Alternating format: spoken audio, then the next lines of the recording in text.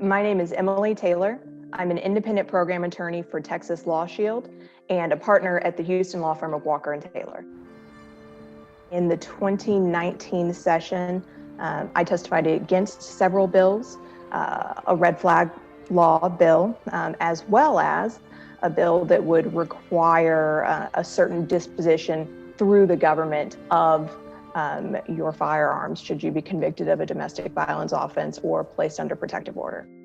They should not be in the business of holding on to your property. All sorts of damages that can happen, and all of a sudden that firearm that you should get back, it's a family heirloom, you got it from your grandfather, it's incredibly meaningful, has been confiscated by the government when you could have had your nephew hold on to it for you until you were out from under the pendency of this protective order. So that's really the problem here.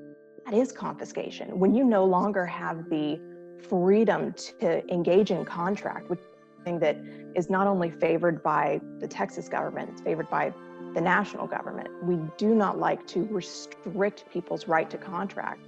So when you have taken that away and said, you have one option, and it's give me, the government, your guns, that is confiscation.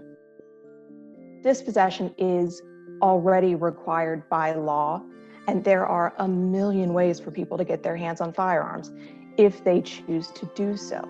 There are only so many things we can do as a free country to criminalize without breaking the bounds of stripping people without the due process of law. You know, there are ways to prevent domestic violence abusers from hurting their victims. Dispossessing them of firearms is part of the law. It's a good tool when employed in a way that's respectful of people's constitutional rights and the right to contract. But there are other ways and more effective ways to stop an abuser from abusing. There are long-term intensive psychological programs that many counties recommend as a condition of plea bargain to a domestic violence offense that are statistically proven to stop abusers. Taking an abuser's tool away doesn't stop the abuse, it just changes the nature of the way the violence is inflicted.